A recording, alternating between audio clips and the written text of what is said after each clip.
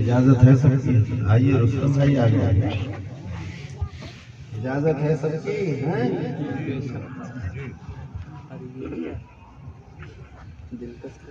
الحمدللہ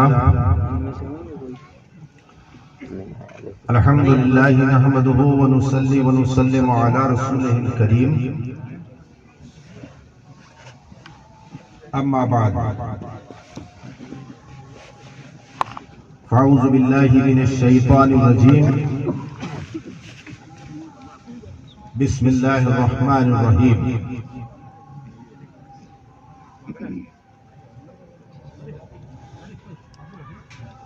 محمد رسول اللہ، آمنت باللہ، صدق اللہ العظیم۔ باوقار علماء ملت اسلامیہ، حفاظ اکرام، ائمہ مساجد، حاضرین محفل، اہل سنت والجماعت کی جملہ محافل کے دستور کے مطابق وجہ تخلیق کائنات، دونوں عالم کے مالک کو مختار محمد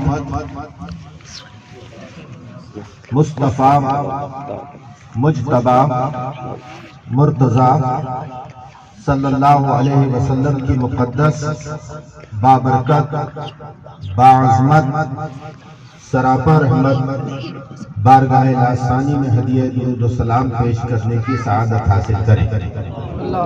اللہم صلی علی سیدنا و مولانا محمد وعلی آل محمد وبارک وسلم، صلاۃ و سلام علیک یا رسول اللہ صلی اللہ علیہ وسلم ابد الدہور مکرمہ۔ حضرات، دارالعلوم نور محمدی کا یہ عظیم الشان اور تاریخی اجلاس معراج النبی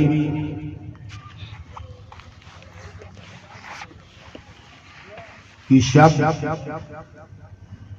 کے بعد پہلی شب میں منعقد ہوا۔ اللہ تبارک و تعالی شب معراج کے صدقے میں دارالعلوم نور محمدی کے اساتذہ اور طلباء کو معراج عطا فرمائے۔ حضرات، دونوں عالم کے مالک و مختار، وجہ تخلیق کائنات، اللہ کے رسول کی ذات، مظہر الہی صفات، ایسی ذات ہے کہ جس کی محبت جس قدر جس کے سینے میں ہوا کرتی ہے وہ اسی قدر ترقی کرتا چلا جاتا ہے۔ مولانا گلزار احمد صاحب قادری رضوی عشق مصطفیٰ پر مختصر وقت میں گفتگو فرما رہے ہیں۔ دونوں عالم کے مالک و مختار کے جانثاروں کی فہرست ایسی ہے کہ ایک سلسلہ لامتناہی ہے، گنتی ختم ہو جائے گی، مصطفیٰ کے جانثاروں کا ذکر ختم نہیں ہوگا۔ ابو بکر صدیق بعد کی بات ہے، خدا کی قسم انبیاء کی صف میں اگر دیکھ لو تو مصطفیٰ کے عشق میں انبیاء بھی سرشار نظر آتے ہیں۔ وہ موسیٰ علیہ السلام کی ذات تھی کہ موسیٰ علیہ السلام سے اللہ تبارک و تعالیٰ نے ارشاد فرمایا تھا کہ موسیٰ، میں نے تجھے دوسروں کے مقابلے پر 10 گنا دیکھنے کی طاقت دی ہے، میں نے تجھے دوسروں کے مقابلے پر 10 گنا سننے کی طاقت دی ہے، اور میں نے تجھے 10,000 زبانوں کا علم عطا کیا۔ ذرا اندازہ لگاؤ موسیٰ علیہ السلام کی شخصیت کا کہ جس ذات کو اللہ تبارک و تعالیٰ نے 10,000 زبانیں سکھائی، جس ذات کو دوسروں کے مقابلے پر 1000 گنا دیکھنے کی طاقت عطا فرمائے۔ جس ذات کو دوسروں کے مقابلے پر 10,000 گنا سننے کی طاقت عطا فرمائے، اس ذات کا مقام کیا ہوا؟ اب رہا سوال 10,000 زبانوں کا، تو انسان اس وقت اتنے نہیں تھے کہ 10,000 زبانیں بولی جاتی۔ ارے غور کرو کہ مصطفیٰ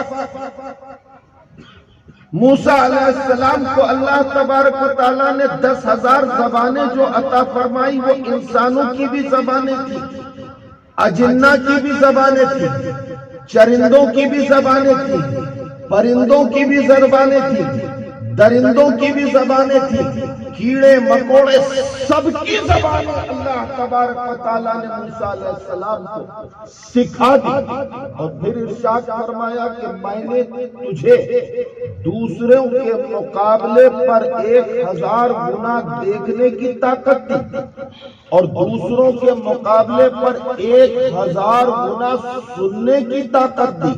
اب کیا آپ سمجھتے ہیں کہ ہمارے مقابلے پر 1,000 گنا سننے کی طاقت دی، ہمارے مقابلے پر 1,000 گنا دیکھنے کی طاقت دی؟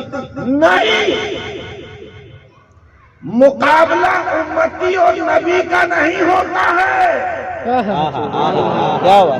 مقابلہ نبی کا ہوا کرتا ہے۔ تو نبیوں کے مقابلے پر اللہ تبارک و تعالیٰ نے 1,000 گنا دیکھنے کی طاقت دی اور 1,000 گنا سننے کی طاقت دی۔ اور نبیوں کے دیکھنے کی بات ذرا سمجھ لیجیے کہ سلیمان علیہ السلام کا لشکر گزر رہا اور 40 کوس کے فاصلے پر، کتنے 40 کوس برابر 60 میل ہوئے قریب قریب، تو 60 میل کے فاصلے پر، 60 کلومیٹر کے فاصلے پر ایک کالی چوٹی کالی چٹان کے اوپر بڑی تیزی سے چلتے ہوئے کہہ رہی تھی اپنے بل میں گھس جاؤ، چوٹیوں سے اپنے بل میں گھس جاؤ، سلیمان کا لشکر آ رہا ہے، ہمیں رونتا ہوا نکل جائے گا۔ سلیمان علیہ السلام نے 60 کلومیٹر کی دوری سے اس چوٹی کی آواز کو سنا اور اس کو کالی چٹان کے اوپر چلتے ہوئے دیکھا، بولتے ہوئے دیکھا، تو ارشاد فرمایا اپنے لشکر سے ٹھہر جاؤ، ٹھہر جاؤ۔ 60 کلومیٹر دور 40 کوس کے فاصلے پر ایک چوٹی کالی چٹان کے اوپر چلتے ہوئے چوٹیوں سے کہہ رہی ہے اپنے بل میں گھس جاؤ، سلیمان کا لشکر آ رہا ہے، ہمیں رون دے گا۔ تو سلیمان کہاں دیکھ رہے تھے؟ 40 کلومیٹر دور، 40 کوس دور دیکھ رہے تھے، اور 40 کوس دور سے سلیمان علیہ السلام چوٹی کی آواز کو سن رہے تھے۔ تمہارے کپڑوں کے اوپر اگر چوٹی رینگتی ہے تو تم اس کی آواز کو نہیں سن سکتے۔ نبی کی شان دیکھیے کہ نبی 40 کوس کے فاصلے پر جب چوٹی بول رہی ہے تو نبی سن رہا، اور کالی چٹان پہ چلتی ہوئی چوٹی کو دیکھ رہا ہے، اور اپنے قافلے کے لوگوں سے سلیمان نے کہا ٹھہر جاؤ، چوٹی خوف کے مارے بل میں جا رہی ہے، اس سے پہلے کہ ہم 40 کوس کی دوری کے اوپر پہنچے اور چوٹیاں اپنے بلوں میں نہ جا پائیں اور ہمارے قدموں سے وہ رون دی جائیں، انتظار کرو کہ وہ اپنے بلوں کے اندر چلے۔ تب کسی امتی نے نہیں کہا تھا کہ سلیمان اتنی دور سے چوٹی کی آواز کیسے سنے، اتنی دور سے چلتے ہوئے چوٹی کو کیسے دیکھ لیا۔ کیوں؟ اس لیے کہ سلیمان علیہ السلام کا امتی وفادار تھا، باقی نہیں۔ سبحان اللہ، وہ جانتا تھا کہ نبی امتی جیسا نہیں ہوا کرتا، نبی جہاں چاہے دیکھ لیا کرتا ہے اور جس کی چاہے سن لیا کرتا ہے۔ اب آپ دیکھیے، آپ کہیں گے یہی سوال پیدا ہو جاتا ہے، میں نے کہا نا یہ حد نہیں ہے سلیمان علیہ السلام کی 40 کوس، مگر 40 کوس کو ہی بات سمجھنے کے لیے اگر حد مان لیا جائے تو یہ کہا جائے گا کہ 40 کوس کو اگر 1000 گنا کر دو تو سلیمان علیہ السلام کے مقابلے پر موسیٰ علیہ السلام 40,000 کوس کی دوری پر دیکھ سکتے ہیں، اور 40,000 کے فاصلے کی آواز کو سن سکتے ہیں۔ مگر اللہ تبارک و تعالیٰ کیا فرما رہا ہے؟ اب آپ دیکھیے، یہاں سوال پیدا ہوتا ہے کہ اگر سلیمان علیہ السلام نے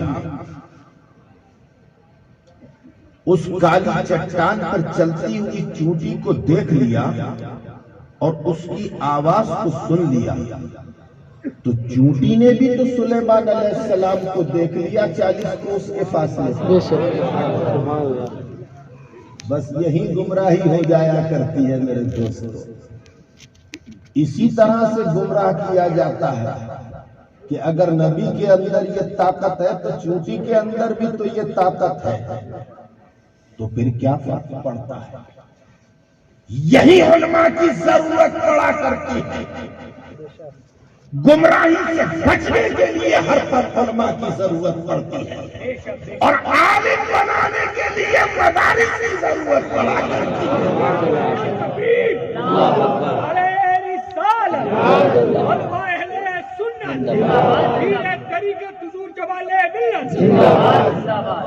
فیضان حضور مفتی اعظم عالم زندہ باد، فیضان حضور مفتی اعظم عالم زندہ باد، نوازہ حضور مفتی اعظم عالم زندہ باد۔ ایک تکبیر۔ میں چیلنج کرتا ہوں کہ کس کے پاس جواب ہے اس بات کا؟ اگر کوئی تمہارے پاس آ کر یہ کہہ دے کہ چونٹی نے بھی تو دیکھ لیا سلیمان کو اور سلیمان نے بھی تو دیکھ لیا چونٹی کو، تو کیا فرق سلیمان کے دیکھنے میں اور سلیمان کے سننے میں؟ چونٹی اور سلیمان برابر دیکھ رہے ہیں، مگر نہیں، چونٹی نے دیکھ کے نہیں بتایا کہ سلیمان کا لشکر آ رہا ہے، بلکہ چونٹی نے سون کر بتایا کہ نبوت کی خوشبو ہے۔ سبحان اللہ، سبحان اللہ، سبحان اللہ۔ اللہ اکبر،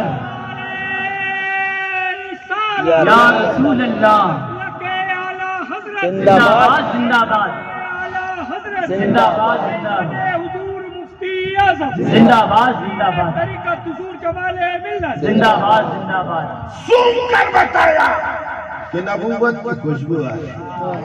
میرے مصطفیٰ کو صحابہ مسجد نبوی میں نہیں پاتے، عائشہ کے حجرے میں نہیں پاتے، کہیں نہیں پاتے، تو کسی حدیث کے اندر یہ دیکھنے اور سننے کو نہیں ملے گا، پڑھنے کو نہیں ملے گا کہ کسی صحابی نے کسی صحابی سے یہ پوچھا ہو کہ مصطفیٰ کہاں۔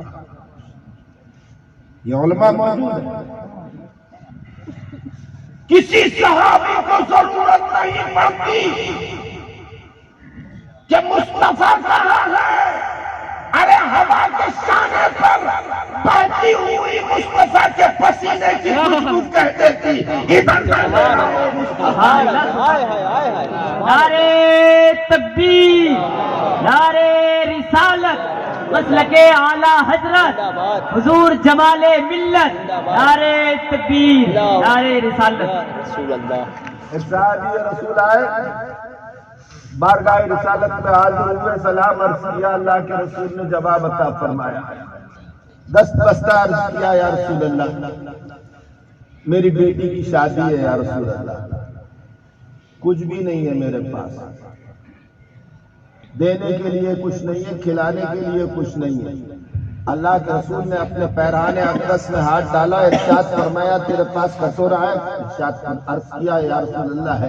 کہا کٹورا آگے کیا، اللہ کے رسول نے اپنے بدن اقدس سے پسینے کو نچوڑا اور اس کٹورے میں ڈال دیا اور ارشاد فرمایا جا اپنی بیٹی کے جسم پہ لگا دیا۔ سبحان اللہ سبحان اللہ۔ حدیث پاک میں ہے کہ جب تک زندہ رہی جس طرف سے گزر جاتی تھی گلیے مہک جایا کرتی، اور اللہ کی قسم اس کے بدن اقدس سے پیدا ہونے والی ہر اولاد کی یہ شان تھی کہ جس محفل میں بیٹھ جایا کرتے تھے لوگوں کو خوشبو سونگا کرتا۔ سبحان اللہ سبحان اللہ۔ نبی کے پسینے کی خوشبو ہوا کرتی ہے میرے دوست۔ تو موسیٰ علیہ السلام کی خوشبو کو سونگ کر اس چونٹی نے کہہ دیا تھا، سلیمان علیہ السلام کے پسینے کی خوشبو کو سونگ کر اس چونٹی نے کہہ دیا تھا کہ نبی آ رہے ہیں، نبی آ رہے ہیں۔ اب کیسی دیکھنے کی طاقت، کیسی سننے کی طاقت۔ لوگ کہتے ہیں کہ نبی ہم جیسے بشر، ہم جیسے بشر ہیں۔ ارے نبیوں کو دیکھو تو، اللہ کی قسم دیکھو گے تو دیکھتے رہ جاؤ گے، سنو گے تو سنتے رہ جاؤ گے۔ اور جس دن حشر کے میدان میں حساب و کتاب ہوگا سارے نبی اپنی اپنی امتوں کے ساتھ ہوں گے اور ہمارا نبی ساری امتوں کے ساتھ۔ سبحان اللہ سبحان اللہ۔ ہمارا نبی وہ نہیں ہے جو اپنوں کے ساتھ ہو، ہمارا نبی وہ ہے جو ساری امتوں کے ساتھ ہو۔ بے شک حق ہے۔ سب اپنی اپنی امت کے ساتھ ہوں گے، ہمارا نبی ساری امتوں کے ساتھ ہوگا۔ اب آپ دیکھیے، میں آپ کو بتاؤں نبی کی شان کیا ہوتی ہے، اور پھر معراج کا فلسفہ میں بتاتا ہوں کہ معراج کیا ہے۔ لوگ معراج کا انکار کرتے نا، کہتے ہیں نا کہ رسول اللہ کو معراج جسمانی نہیں ہوئی، عالم رویا میں معراج ہوئی، خواب کی حالت میں معراج ہوئی۔ میں دیکھو ایک بات بتاؤں، ابھی میں کل ہمارے خالد بھائی کے یہاں تھا، جماعت قریش نے معراج النبی کا جلسہ کیا تھا، اور جلسہ کر کے آ کے میں لیٹا۔ یقین ماننا رات کو میں نے خود کو حرم میں دیکھا، سبحان اللہ، کیا بات ہے۔ اور جھوٹا خواب بیان کرنے کے لیے نبی کریم کا فرمان ہے کہ جس نے جھوٹا خواب بیان کیا اس نے میرے اوپر تہمت رکھی۔ تو میں جھوٹا خواب تو بیان نہیں کرتا، میں نے حرم میں خود کو دیکھا۔ تمہیں یقین آ گیا؟ جی آ گیا نا، آ گیا نا؟ سب کو یقین ہے کہ میں نے خواب دیکھا۔ اب اگر میں یہ کہوں کہ میں کل خالد بھائی کے گھر میں تھا جبل پور میں، اور اچانک میں نے پرواز کی اور حرم میں پہنچا، طواف کیا، صفا مروہ کی سعی کی، اور 10 منٹ میں واپس آ گیا۔ اللہ سبحان تم میں اللہ۔ سے کوئی یقین نہیں کرے گا، نہیں کرے گا، کیونکہ 10 منٹ میں میرا جسم کے ساتھ مکہ المکرمہ پہنچنا اور وہاں سے واپس آنا ناممکن ہے۔ تو لوگ سوال قائم کر دیں گے نا، مگر خواب میں نے بیان کیا تو تم سب یقین کر لو گے، اور حقیقت اگر میں بیان کروں گا تو تم سوال کرو گے کہ یہ کیسے ہو سکتا ہے۔ جب مصطفیٰ نے فرمایا سبحان الذی اسری بعبدہ لیلا من المسجد الحرام الی المسجد الاقصی، تو سارے کفار جمع ہو کے سوال کرنے لگے کہ ثبوت دو۔ تو کافروں کا ثبوت مانگنا یہ بتاتا ہے کہ مصطفیٰ کو معراج خواب میں نہیں ہوئی بلکہ معراج جسمانی۔ اب آپ دیکھیں سلیمان علیہ السلام اپنے ایک امتی کے ساتھ بیٹھے گفتگو کر رہے ہیں، امتی کے ساتھ گفتگو کر رہے ہیں۔ اچانک ایک شخص آتا ہے، بڑی ڈراؤنی بھیانک شخص آتا ہے، اور آ کر برابر میں بیٹھ جاتا ہے اور سلیمان علیہ السلام کی امتی کو ایسے کر کے گھورنے لگتا ہے. بڑی بڑی آنکھوں سے، سرخ آنکھوں سے اس نے سلیمان علیہ السلام کی امتی کو گھورنا شروع کیا. تو اس امتی نے جب اس ڈراؤنے بھیانک شخص کو دیکھا تو وہ کانپنے لگا، ہیبت سے، ڈر سے کانپنے لگا.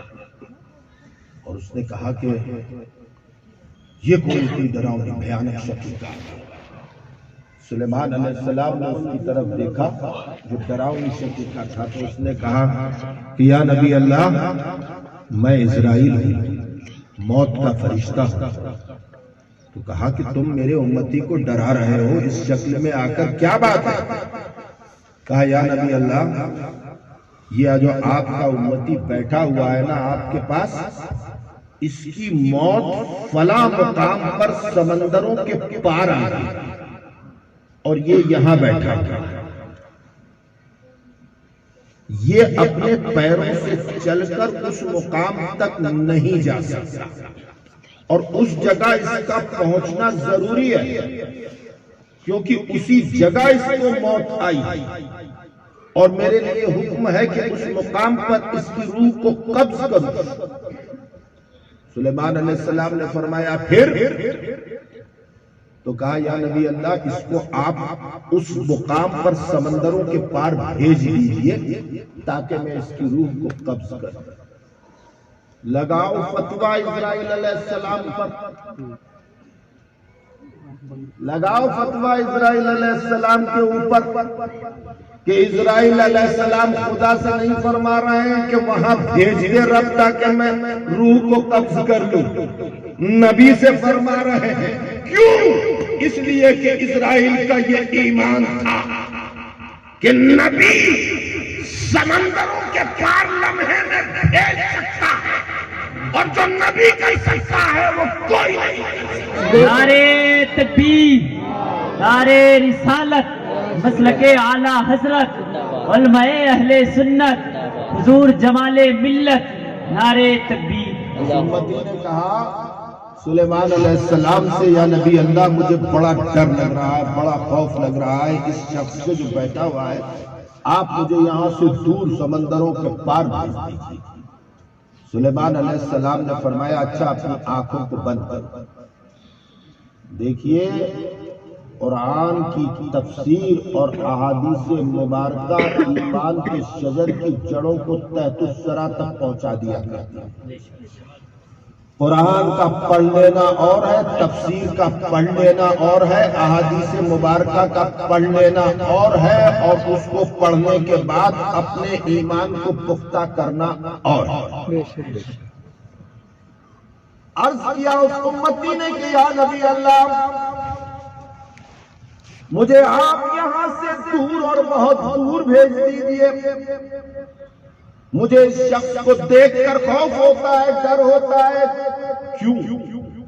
اس لیے کہ وہ امتی جانتا تھا کہ نبی لمحہ میں کسی کو کہیں سے کہیں بھیج سکتا ہے. بے شک حق ہے. اللہ. سلیمان علیہ السلام نے ارشاد فرمایا کہ اپنی آنکھوں کو بند کرو. امتی نے اپنی آنکھوں کو بند کر دیا. کچھ لمحہ گزرا کہ سلیمان علیہ السلام نے فرمایا اپنی آنکھوں کو کھول دو. جب اس نے اپنی آنکھوں کو کھولا تو سمندروں کے پار ہزاروں کلومیٹر دوری کے اوپر ایک مقام کے اوپر وہ امتی کھڑا ہوا تھا. اب کیا سمجھے؟ کچھ سمجھے؟ نہیں سمجھے. جب تک میں نہیں سمجھاؤں ان کی سمجھ میں نہیں آتا ہے. سمجھانا پڑتا ہے. پریشانی یہ ہے سمجھا کے جاؤ پھر یہ بھول جایا کرتے، پھر کچھ سال کے بعد آ کر سمجھانا پڑتا ہے. نہیں سمجھے نا؟ اب دیکھو جب اس نے اپنی آنکھوں کو کھولا تو اس نے ادھر دیکھا ادھر دیکھا تو ہزاروں کلومیٹر کے دوری فاصلے کے اوپر سمندروں کے پار وہ کھڑا ہوا تھا اور سلیمان علیہ السلام وہاں کہیں بھی نہیں، کہیں بھی نہیں. تو سلیمان علیہ السلام کہاں تھے؟ جہاں سلیمان علیہ السلام نے اس سے آنکھیں بند کرنے کے لیے کہا. اور وہیں بیٹھ کر سلیمان علیہ السلام نے فرمایا آنکھیں کھول دے، تو ہزاروں کلومیٹر دور اس امتی نے سن لیا۔ جب سلیمان کا امتی سلیمان کی آواز کو ہزاروں کلومیٹر دور سن سکتا ہے تو ہند سے مصطفیٰ کا امتی پکارے تو مصطفیٰ مدینے میں کیوں نہیں؟ نعرہ تکبیر، نعرہ رسالت، مسلک اعلی حضرت، علماء اہل سنت، حضور جمال ملت، نعرہ تکبیر، نعرہ رسالت۔ یہ نبی کی طاقت ہوتی ہے۔ اب میں تمہیں دیکھنے اور سننے کے بارے میں بتاؤں، مجھے اس طرف دیکھو، تم لوگ اس طرف، ادھر کیا نظر آ رہا ہے؟ کالا کالا کیا نظر آ رہا ہے؟ پیچھے دیکھو، سب لوگ پیچھے، کیا نظر آ رہا ہے؟ آسمان نظر آ رہا ہے نا؟ آ رہا ہے نا نظر؟ ستارے نظر آتے ہیں نا؟ چاند نظر آتا ہے نا؟ یہ آسمان کی دوری زمین سے کتنی ہے پتہ ہے؟ 500 سال کے فاصلے۔ کتنا؟ 500 سال کی دوری پر آسمان ہے۔ جب تم 500 سال کی دوری پر دیکھ سکتے ہو تو 3.5 گھنٹے کی دوری سے مصطفیٰ کیوں نہیں دیکھ؟ سبحان اللہ، سبحان اللہ، بہت خوب۔ یہی بات سمجھنے کی ہوا کرتی۔ اب آؤ میں تمہیں بتاؤں، اللہ اکبر، محبت کرنے والے کیسی محبت کرتے ہیں، اور پھر میں تمہیں بتاؤں گا کہ اللہ تبارک و تعالیٰ نے موسیٰ سے کیا کہا، سمجھے نا؟ جب تم سنو گے تو کانپ اٹھو گے کہ موسیٰ سے کیا فرمایا۔ اس کے بعد جو ہے ان کے اوپر، جن کا میں اپنی تقریروں میں نام نہیں لیتا مگر سب سمجھ جایا، تم ان کے اوپر لعنت ملامت کرو۔ اللہ محبت کس کو کہتے ہیں آپ دیکھیے، اللہ کے رسول دونوں عالم کے مالک و مختار وجہ تخلیق کائنات کے جاندار ایسے ہیں ابو بکر صدیق، عمر فاروق اعظم، عثمان غنی، کہ جنہوں نے ہر پل اپنے مال کو بھی نثار کیا ہے مصطفیٰ کی ذات پر، اور اپنی جان کو بھی قربان کیا ہے مصطفیٰ کی ذات پر، اپنی اولاد کو بھی قربان کیا ہے مصطفیٰ کی ذات پر۔ اب آپ دیکھیے عاشق کی قدر مصطفیٰ کی بارگاہ میں کیا کیا۔ اللہ کا رسول دونوں عالم کے مالک و مختار وجہ تخلیق کائنات اپنے صحابہ کے جھرمٹ میں، ابو بکر کا مقام کیا ہے یہ بات دوسری ہے، عمر کا مقام کیا ہے یہ بات دوسری ہے، عثمان کا مقام کیا ہے یہ بات دوسری ہے، علی کا مقام کیا ہے یہ بات دوسری ہے۔ اب آپ دیکھیے کہ مصطفیٰ کی بارگاہ میں، مصطفیٰ کی نگاہ میں آل نبی سے محبت کرنے والے کا مقام کیا ہے؟ مصطفیٰ کی محبت تو مصطفیٰ کی محبت ہے، آل نبی کی محبت کو دیکھیے۔ اللہ مصطفیٰ اپنے صحابہ کرام کے جھرمٹ میں ہے، مدینہ المنورہ میں ایک راستے سے مصطفیٰ کا گزر ہو رہا ہے، صحابہ کرام پیچھے پیچھے چل رہے ہیں، اللہ کے رسول آگے اپنی شان رسالت کے ساتھ مصطفیٰ چل رہے ہیں۔ کچھ فاصلے کے اوپر مصطفیٰ نے دیکھا کہ بچے آپس میں کھیل رہے ہیں، محلے میں بچے کھیلتے ہیں نا، محلے میں بچے کھیلتے ہیں، کچھ بچے شریر ہوا کرتے ہیں، کچھ بچے شریف ہوا کرتے ہیں۔ مولانا عبد القادر نے ابھی فرمایا نا کہ بچوں کی تربیت کرو، بچوں کی صحیح تربیت کرو تاکہ بچے جب بڑے ہوں اور محلے میں، بستی میں، رشتہ داروں میں کہیں جائیں تو تمہاری پہچان آتا ہے۔ میرے دوستوں، باپ کی پہچان کبھی بیٹا بنا کرتا ہے اور کبھی بیٹے کی پہچان باپ بنا کرتا ہے۔ اعلیٰ حضرت امام اہل سنت مجدد دین و ملت اپنے شیخ کی خانقاہ کی پہچان ہے۔ اعلیٰ حضرت امام اہل سنت مجدد دین و ملت اپنے والد گرامی علامہ نقی علی خان کی پہچان ہے۔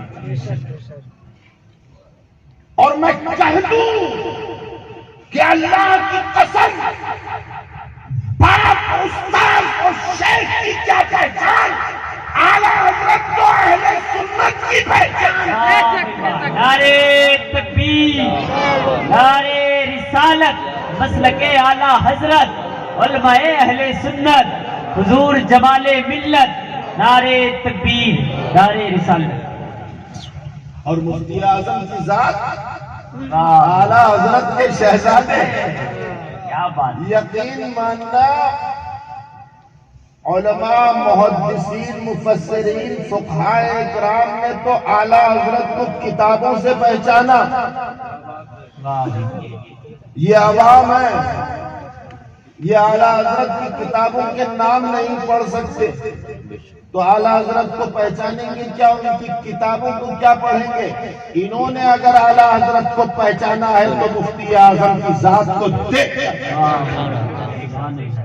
جو ذات سراپا تقویٰ بن کر پورے ہندوستان میں گھومتی رہی اور اعلیٰ حضرت اور ان کے مسلک کی پہچان کر رہا تھا۔ میں عرض کر رہا تھا میرے دوستوں، دونوں عالم کے مالک و مختار وجہ تخلیق کائنات مدینہ منورہ میں اپنے صحابہ کے جھرمٹ میں گھرے ہوئے تشریف لے جا رہے ہیں۔ میں بہت جلدی تقریر کر رہا ہوں تاکہ جو ہے کافی کچھ میں گفتگو کر لوں، کیونکہ مجھے سفر کرنا ہے ابھی ناگپور، اور ناگپور سے صبح میری فلائٹ ہے الگ صبح، اور کل مجھے کلکتہ کے قریب ایک جگہ ہے، وہاں پر میرا جلسہ ہے، لہٰذا مجھے سفر کرنا ہے، ورنہ میں پورے جلسے میں رہتا۔ یہ زبردست عالم دین میں بیٹھے ہوئے ہیں، ان سب کے خطابات میں سنتا، ذہن نشین کرتا، اللہ سے ثواب لیتا، اور ذہن نشین کر کے ان سے سنی ہوئی گفتگو بھی کہیں نہ کہیں میں کر دیتا۔ سمجھے؟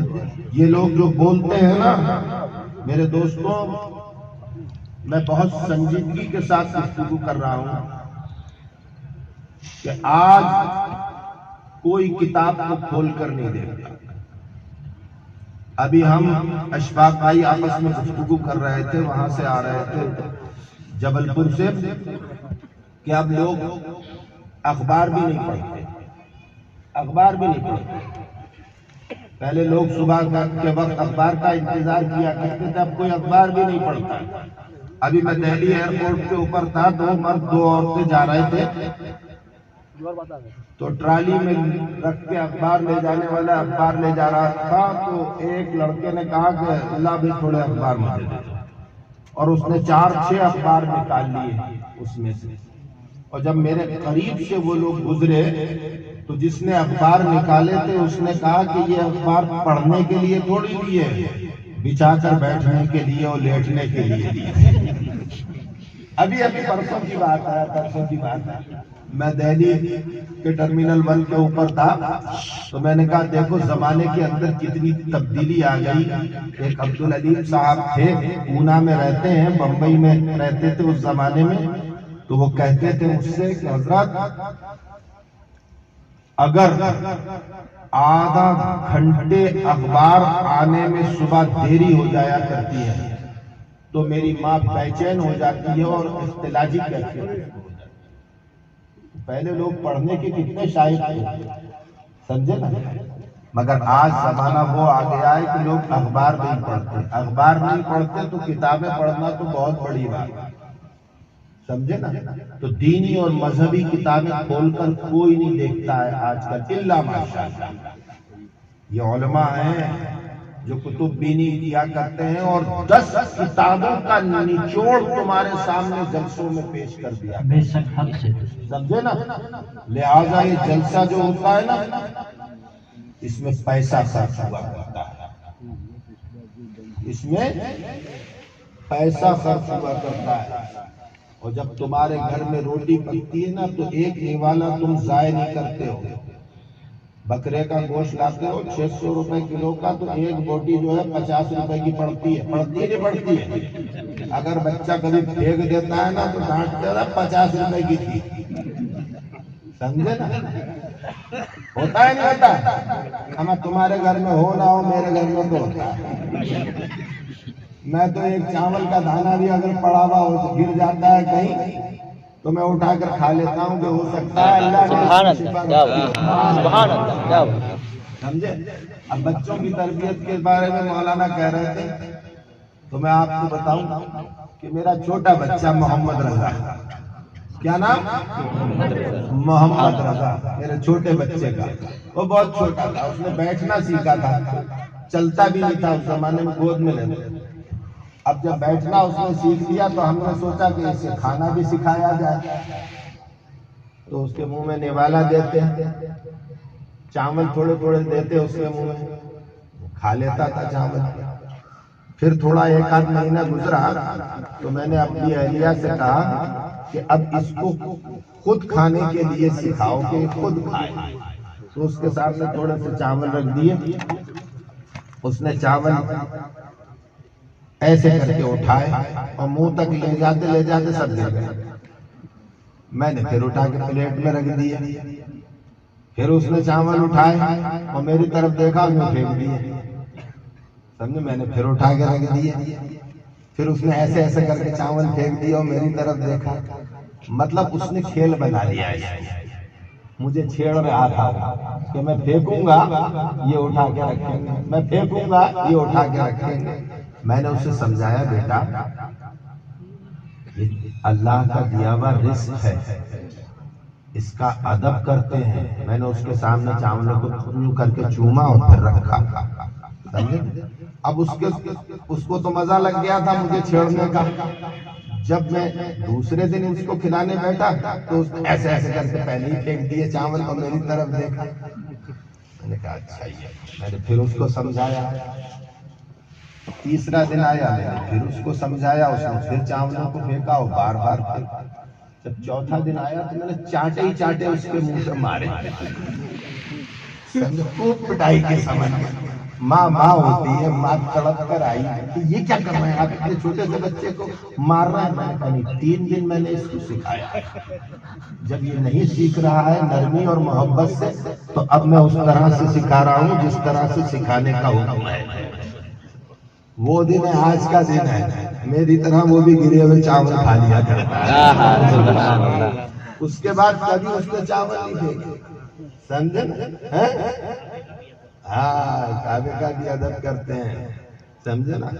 کبھی پیر کعبے کی طرف میرے بچے بھی دراز نہیں کرتے، کیونکہ میں ٹرین میں تھا، میرا بچہ میرے ساتھ میں تھا. اجمیر شریف سے لوٹ رہے تھے، میرے سینے پہ لیٹا ہوا تھا. میں تھوڑی دیر چلنے کے بعد ٹرین میں اٹھ کے بیٹھ گیا اور میں نے اپنے پیروں کو دوسری طرف گھما لیا. تو میرے بچے نے پوچھا کہ ابو آپ نے ادھر سے ادھر پیر کیوں گھما لیے؟ میں نے کہا بیٹا جب ہماری ٹرین ادھر چل رہی تھی تو کعبہ ادھر تھا، سمجھے نا؟ تو میرے پیر ادھر تھے. اب ٹرین ادھر چل رہی ہے تو کعبے کی سمت ادھر ہو گئی، لہذا میں نے پیروں کو دوسری طرف گھما لیا. کیا بچوں کی تربیت کے بارے میں جو مولانا نے کہا واقعی تربیت کرنا چاہیے، ان کی گھٹی میں لیتے جاؤ دینا چاہیے.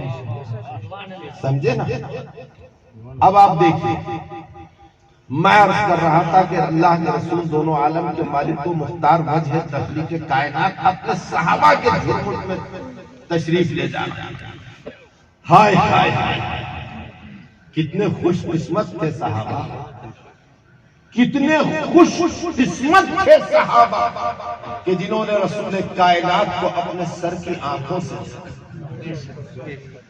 اللہ اکبر، جنہوں نے رسول کائنات کے پیچھے نماز ادا کی اور جنہوں نے رسول کائنات کے لمحائے اقدس سے نکلے ہوئے اللہ کے کلام کو سنا. کتنے خوش قسمت تھے صحابہ کہ جن کو رسول کائنات کی رفاقت نصیب ہوئی. اعلیٰ حضرت امام اہل سنت ارشاد فرماتے ہیں کہ جو ہم بھی ہوتے وقا کے گلشن واہ بھائی واہ، لپٹ کے قدموں سے لیتے اترن، مگر کریں کیا نصیب میں تو یہ نامرادی کے دل لکھے۔ صحابہ اکرام کہ جھرمٹ میں اللہ کے رسول تشریف لے جا رہے ہیں۔ اب تم میری بات کو سنو، غور سے سنو، سمجھے نا؟ تھوڑے فاصلے کے اوپر بچے کھیل رہے تھے آپس میں، اچانک رسول کائنات کو آتے ہوئے دیکھا تو سارے بچے ادب سے ہاتھوں کو باندھ کر ایک طرف کھڑے ہو گئے۔ اللہ کے رسول آگے بڑھے، سارے بچے کھڑے ہوئے۔ اللہ کے رسول نے مسکرا کر ایک بچے کی طرف دیکھا، آئے اور اس بچے کو گود میں اٹھا دیا۔ کیسی معراج ہوئی اس بچے کی، کیسی معراج ہوئی! اور اس کے بچے کے ماتھے کو، رخسار کو رسول اللہ نے بوسا دیا۔ سارے بچے حسرت سے دیکھتے رہے۔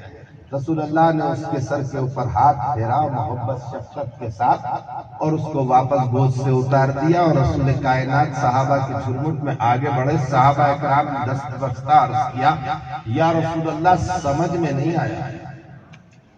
ارشاد فرمایا، کیا؟ یا رسول اللہ آپ نے ایک بچے کو اپنی گود میں اٹھا کر اس کی معراج کرا دی، اس کے رخسار پر بوسا لیا، اس کے ماتھوں پر بوسا لیا۔ بچے باقی بھی تھے، اس سے چھوٹے بھی تھے، اس کے برابر بھی تھے، بڑے بھی تھے، مگر کسی کے سر پر آپ نے ہاتھ نہیں پھیرا اور کسی کو گود میں نہیں اٹھایا۔ اس بچے کے اندر کیا خصوصیت تھی کہ آپ نے اس کو گود میں اٹھا کر شفقت سے اس کے رخسار کو بوسا دیا؟ اللہ کے رسول نے ارشاد فرمایا، ایک دن میں نے دیکھا میرا حسین گزر رہا تھا، اور جہاں جہاں میرا حسین اپنے قدم رکھتا تھا وہاں کی دھول کو اٹھا کر یہ بچہ اپنی آنکھوں میں لگایا۔ سبحان اللہ۔ اب سمجھو، یہ محبت ہوتی ہے، یہ محبت کہ جسے مصطفیٰ سے محبت ہے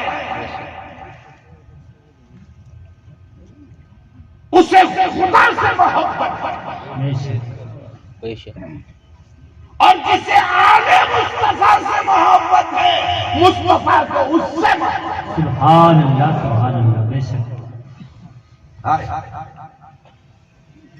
اندازہ لگائیے، میں عرض کر رہا تھا کہ اللہ کے رسول حضرت موسیٰ علیہ السلام سے اللہ تبارک و تعالیٰ نے ارشاد فرمایا کہ موسیٰ، میں نے تمہیں دوسروں کے مقابلے پر 1000 گنا دیکھنے کی طاقت دی، 1000 گنا سننے کی طاقت دی، اور میں نے تمہیں 10,000 زبانوں کا علم عطا فرمایا، مگر موسیٰ رسول ہے۔ کون ہے؟ رسول ہے موسیٰ، امتی نہیں ہے ہماری طرح۔ موسیٰ نبی ہے، رسول ہے موسیٰ، اور موسیٰ سے اللہ فرما رہا ہے کہ میں نے 10,000 زبانوں کا علم دیا، میں نے دوسرے نبیوں کے مقابلے پر تمہیں 1000 دیکھنے اور سننے کی طاقت دی، مگر اس وقت تک میں تمہیں اپنا حبیب نہیں بنا سکتا جب تک تم میرے محمد پر درود نہیں بھیجتے۔ اللہ یا رسول اللہ، زندہ باد، زندہ باد، زندہ باد، زندہ باد، زندہ باد۔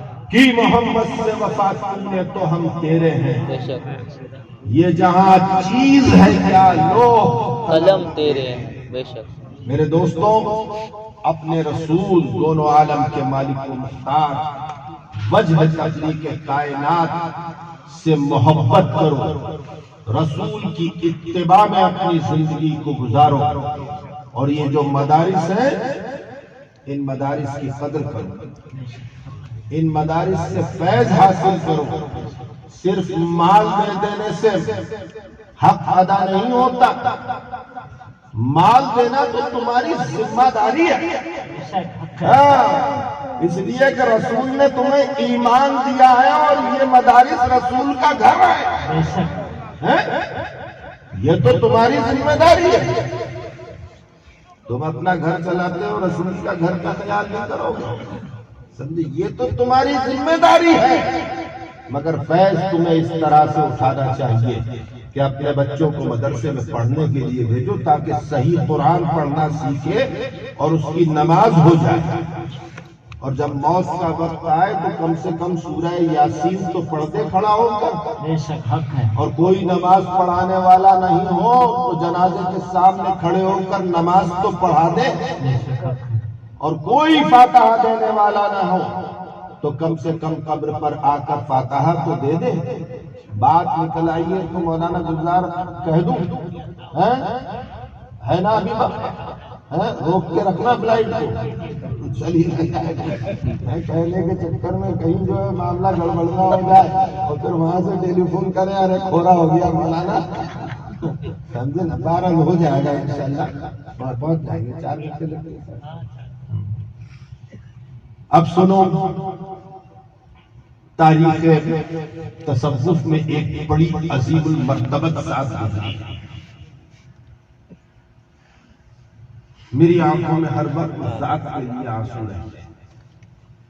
میں نے تصوف کی کوئی کتاب ایسی نہیں پڑھی جس کتاب میں ان کا ذکر نہ ہو۔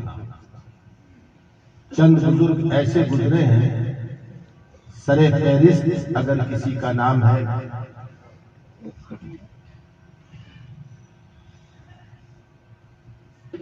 تو وہ ذات ہے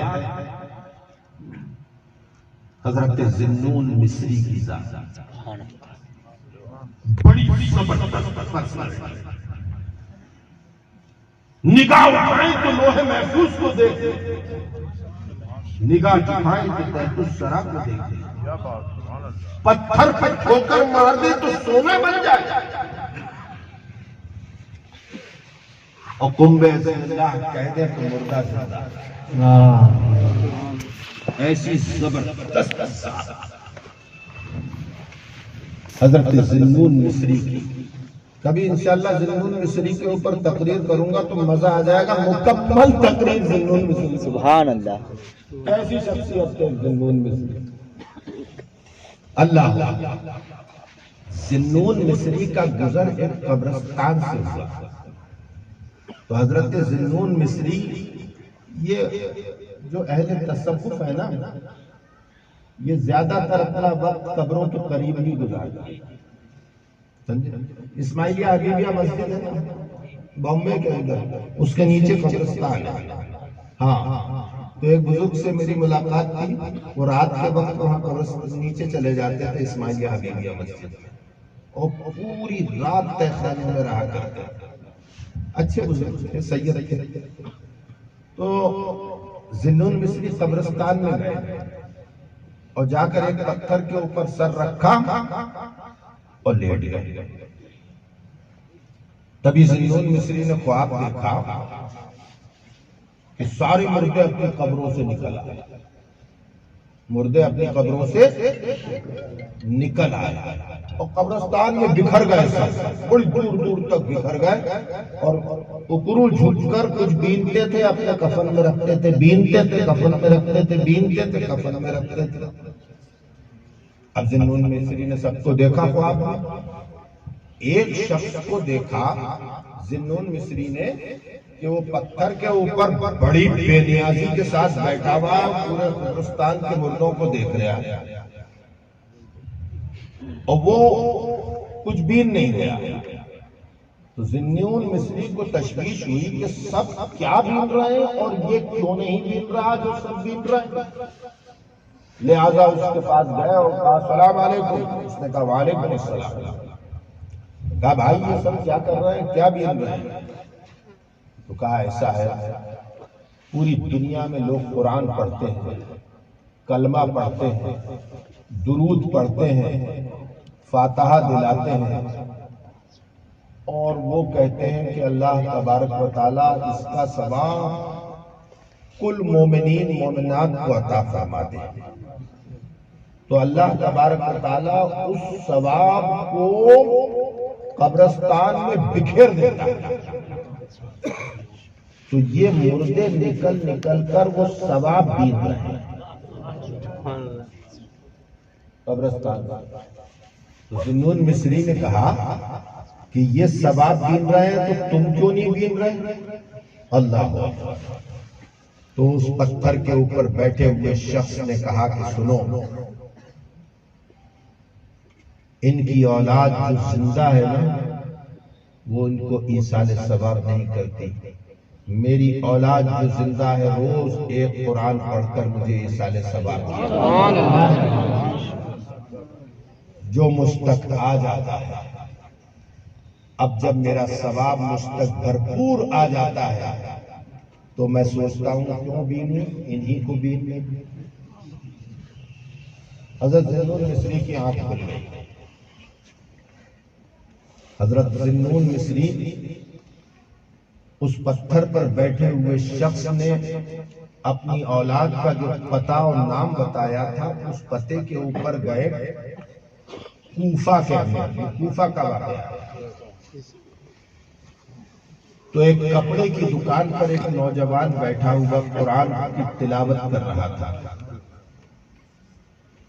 اس کا نام لے کر ذنون مصری نے اسے سلام کیا، اس نے جواب دیا اور دیکھا، کہا یا پیر بزرگ آپ میرا یہ نام کیسے جانتے ہیں؟ کہا میں تو یہ بھی جانتا ہوں کہ تم ایک قرآن روز پڑھ کر اپنے باپ کو ایصال ثواب کرتے ہیں۔ تو اس نے آنکھیں پھاڑ کر دیکھا اور کہا کہ میرے سوا یہ کوئی نہیں جانتا کہ میں ایک قرآن روز پڑھ کر اپنے باپ کو ایصال ثواب کرتا ہوں۔ یہ راز آپ کو کیسے معلوم؟ اور جس نام سے آپ نے مجھے پکارا اس نام سے تو میرا باپ ہی مجھے پکارتا تھا، دوسرا کوئی نہیں دنیا میں جو اس نام سے مجھے پکارا۔ تو کہا آج میں نے ایسا ایسا خواب دیکھا تو تمہارے باپ نے بتایا کہ تم ایک قرآن پڑھ کر روز ایصال ثواب کرتے۔ تو وہ شخص رونے لگا، قرآن پڑھنے والا، اور اس نے کہا کہ اللہ کا شکر ہے کہ اللہ تبارک و تعالیٰ میرے پڑھے ہوئے کو قبول کر لیا۔ ذنون مصری شفقت سے اس کے سر پر ہاتھ پھیر کر چلے گئے۔ کچھ عرصہ گزرا، مہینہ، 2 مہینہ، 6 مہینہ، سال بھر گزرا، یا اس سے زیادہ کا عرصہ گزرا جو کتاب کے اندر نہیں لکھا ہے۔ ذنون مصری کا پھر اس قبرستان سے گزر ہوا، تو پھر اس قبرستان میں ذنون مصری لیٹ گئے اور سو گئے۔ پھر خواب دیکھا کہ مردے اپنی قبروں سے اٹھے ہیں اور ثواب بین رہے ہیں۔ تو ذنون مصری کو تشویش ہوئی کہ وہ شخص پتھر پر کہاں بیٹھا ہے، اب اس سے بات کروں چل۔ تو دیکھا کہ وہ شخص بھی اپنی قبر سے اٹھا اور قبرستان میں ثواب بیننے لگا۔ تو ذنون مصری اس کے پاس گئے، سلام کیا، اس نے جواب دیا، کہا کیا بات ہے بھائی، پچھلی بار میں نے تمہیں دیکھا تھا تو تم پتھر پر بیٹھے ہوئے تھے اور ثواب نہیں بین رہے تھے، تمہارا بیٹا ایک قرآن روز پڑھ کر تمہیں ایصال ثواب کر دیتا تھا، آج تم بھی ثواب بین رہے ہو، کیا بات ہے؟ تو اس نے کہا کہ میرا بیٹا ایک قرآن پڑھ کر مجھے ایصال ثواب کرتا تھا، اس کا انتقال ہو گیا، اب کوئی میرے لیے ایصال ثواب کرنے والا نہیں، میں بھی اس ثواب کو بین رہا ہوں۔ میرے دوستوں، میں کہنا یہ چاہتا ہوں کہ آج اگر میں ذکر مصطفیٰ اور دین مصطفیٰ کی تبلیغ کر رہا ہوں، ثواب میرے باپ کو پہنچ رہا ہے، ثواب میری ماں کو پہنچ رہا ہے، ثواب میرے پیر کو پہنچ رہا ہے جنت میں، ثواب میرے ددیال اور نلیال کے مرحومین کو پہنچ رہا ہے جنت میں۔ تم اپنے بچوں کو وہ شان دو کہ تمہارے بچوں کا وہ عمل ہو کہ نیک عمل تمہارے بچے کریں، ایصال ثواب نہ کریں، تب بھی جنت میں تم بہاروں میں